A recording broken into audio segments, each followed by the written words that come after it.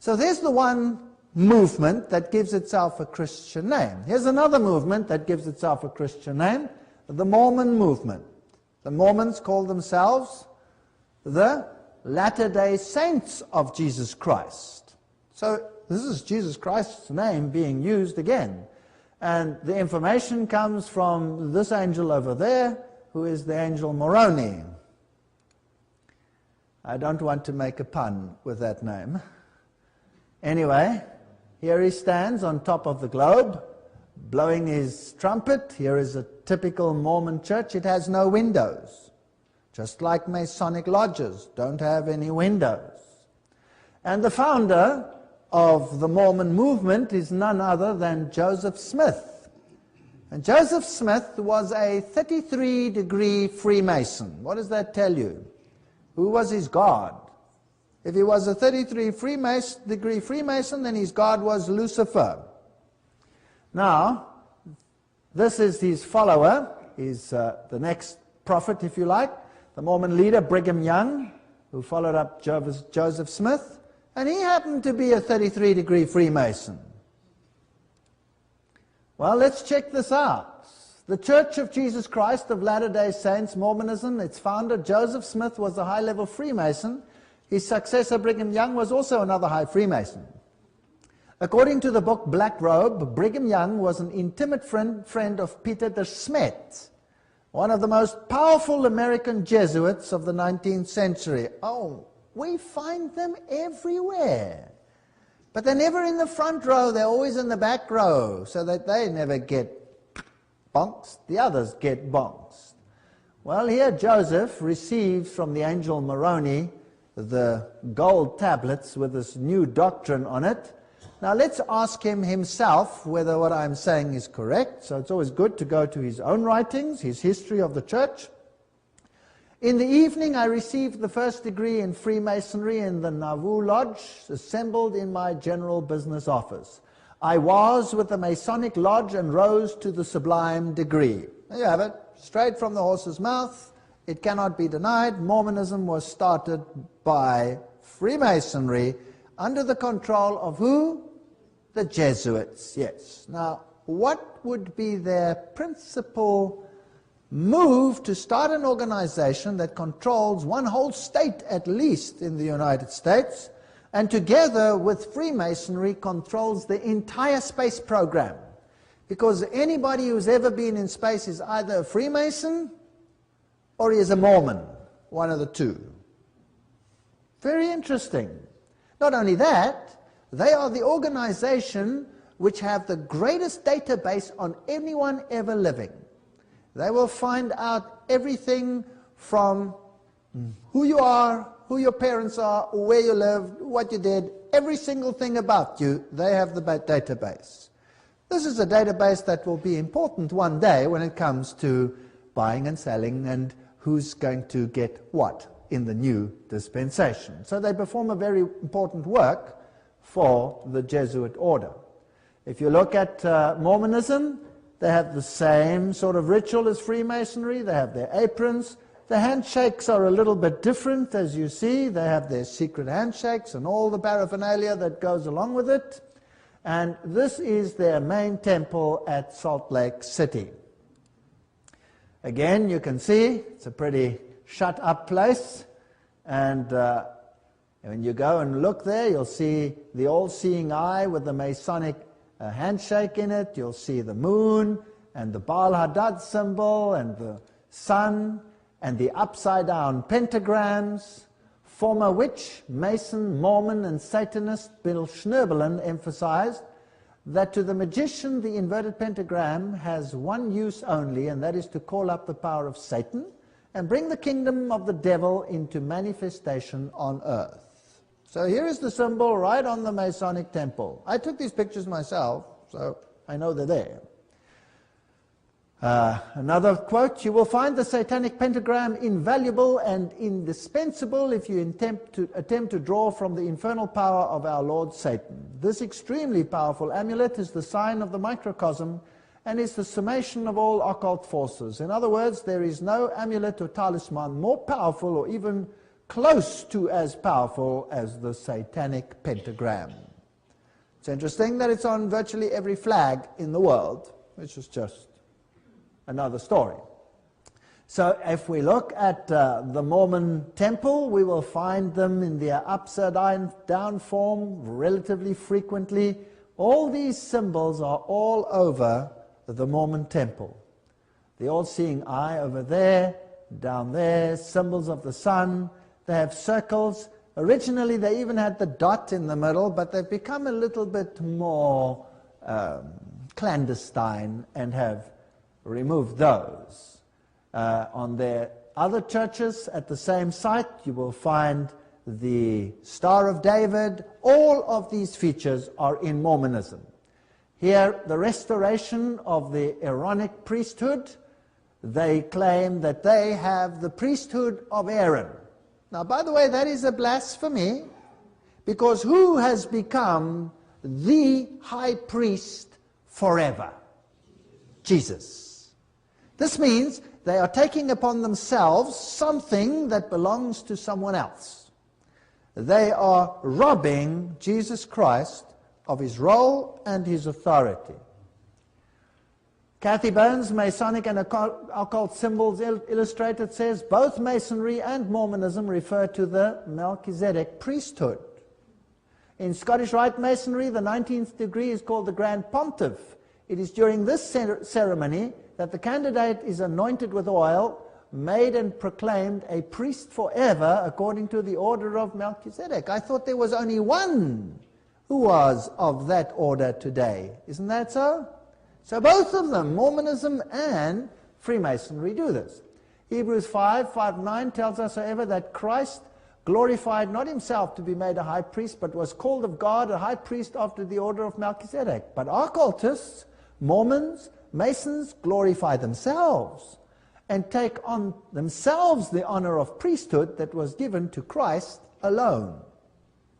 So when we titled this series Total Onslaught, you can see that every aspect of the world out there is designed to rob Jesus of his power and his priesthood. This is the choir room, if you like, of the Mormon tabernacle. This is where the Mormon choir sings. And who has not been moved by this choir? It is the most magnificent music that you can imagine. And they are world famous for their music. But if you realize that in Satanism, you can call him Christ too, because Jesus means Joshua. Joshua means Yahweh, the Savior, and Lucifer claims the same title. So you can sing these beautiful songs to another spirit, depending on whom you are obeying. So many of these poor Mormons, of course, have no idea, because again, in Mormonism, there are degrees, and you get initiated into higher and higher levels. So the lower levels know absolutely nothing. These poor little nun girls that walk around there, showing the people around, saying these wonderful things that they have read and not realizing what they're even saying. If you look here at the Mormon structures there, I mean, wow, it is impressive. Money was obviously not an object. What about Mormon doctrine? Let's have a look at that quickly. Section 27, Doctrine of Covenants, verse 11. Mormons teach that Adam was God. Journal of Discourses, volume 4, this is their official writing. That some sins are atoned for by own blood only. What does that tell you? Well, that's not biblical. The Book of Mormon, Alma 7 verse 10 says Jesus was born in Jerusalem. That's not biblical. It's minor, but it's just irritating. Journal of Discourses, volume 2, page 81 says Christ was married to Mary, Martha, and others. Well, that'll give you a good reason to have a little bit of, more than one wife. Why not? They deny the atonement. We're going through the same ritual again. One of the most pernicious doctrines ever advocated by man is the doctrine of justification by faith alone, which has entered into the hearts of millions since the days of the so-called Reformation. Joseph Fielding Smith. This is Joseph Smith himself writing. The Restoration of All Things, page 192. Well, doesn't that sound similar to what Westcott and Hort had to say, yes or no? Well, this is Masonic teaching, and Mormonism is nothing other than a front for Freemasonry, masquerading as a religion of Jesus Christ. The Mormon book in 2 Nephi 2:22-25 says, Adam fell that men might be, and men are that they might have joy. So Adam fell so that men may have joy? That's interesting. Actually, this is part of a sex cult. It gets kind of perverse once you go into the details, and I wouldn't even want to discuss what happens in some higher echelons. Let's not even go there. The fact of the matter is enough to say that if a Mormon dies, he has a lot of vestal virgins up there to keep him occupied on the other side, and their deity is married to literally thousands and thousands and millions of female spirit beings, and does nothing but fornicate from morning till night to produce the souls that are to enter into men to create man. It's pretty disgusting doctrine, really, in the secret regions. Sterling W. Sill, member of the first quorum of 70, stated in the church section of Desert News, July 31, 65, under Christ, Adam yet stands as head. Adam fell, but he fell in the right direction. He fell towards the goal. Adam fell, but he fell upward. Jesus says to us, come up higher. So this is typically serpent language. When you fall, you will gather what? Wisdom. You will become like God. You will go up, not down. Brigham Young says, the devil told the truth about Godhead. I do not blame Mother Eve. I would not have her miss eating the forbidden fruit for anything. Through the gift of sin, humanity can achieve godhood. Well, who's this speaking? Is this the devil speaking, or is this Jesus Christ speaking? This is in their doctrine of covenants. Ye were also in the beginning with the Father. Man was also in the beginning with God. Intelligence or light or truth was not created or made, neither indeed can be. Again, you have it there. Mormonism is nothing other than Freemasonry, masquerading as a religion of Jesus Christ, deceiving millions in the process, and just being a tool for the Jesuit order. The Catholic Mass basically says the same. O blessed fault which does procure such a Redeemer. This is the figure of Christ that they have at the Mormon temple. And whether Jesus looked like that or not, who knows? The devil says he wants to impersonate Jesus, so maybe Jesus looked like that. I don't know. I'll find out one day when he comes with the clouds of heaven. I wonder whether he did have a split beard, which is a symbol of a goat, but nevertheless. Here we have the leader, Joseph Smith, and if you look at the figures over here, you'll see a beehive, and if you go and look in the book Two Babylons, you'll see that the beehive is a symbol of paganism. This is pagan deities. Now, this is a rather fascinating story. You see, the world is being controlled by occultists, and occultists often run in families. So you have occult families which control the world. Now, some people go too far and they say, you know, there's a reptilian connection and there are reptile families, and ooh, have you heard of those stories before? Now, let's not go there. Let's just say, is it possible that there are families that control the world? And they come from royal families. Now, some royal lines have been eradicated, eliminated, destroyed, wiped off the face of the earth through Jesuit intrigue, and others have been placed in power, like the House of Stuart, for example, in England. Every one of them high masons. Those are all occultists. I mean, the Queen is the Queen of the Bilderbergers. How much more occult can you become than that? So here you have these royal families. Is it possible that these royal families are controlling much of the world and that the kings of the world will one day rule? Well, let's just have a look at something interesting. Here is the Howland family chart, which is published at the Mormon temple, and tells us who's who in the zoo and who's related to this family. One family, so we're looking at great-great-grandpa. Let's have a look who his descendants are. One family.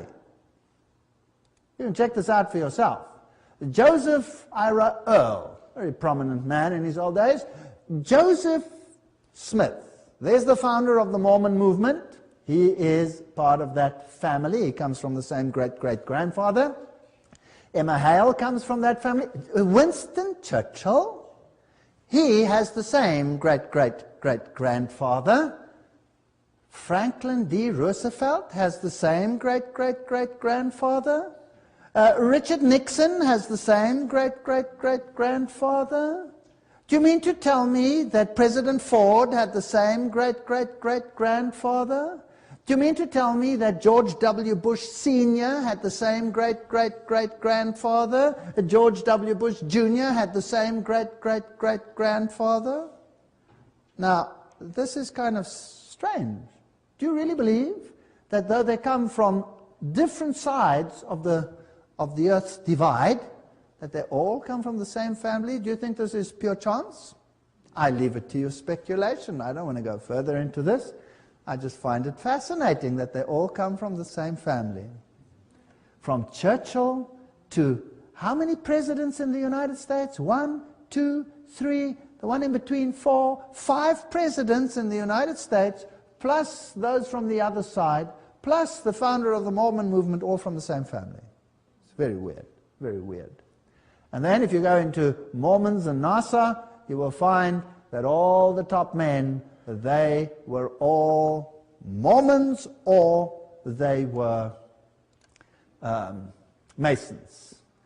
If you go into a Mason temple, you will find the photographs of the presidents and you will find the photographs of all the great stars that went up into the sky. Here is the Scottish Rite Supreme Council Northern Masonic Jurisdiction calendar, their own calendar from 1998. And it tells you some few interesting things. Anybody recognize that one? Buzz Aldrin? Anybody recognize that one? Colonel John Glenn, and they tell us what they were, 33-degree Freemasons. So the lists are just endless. We've already discussed that every single president just about has been a Freemason, and you'll find them.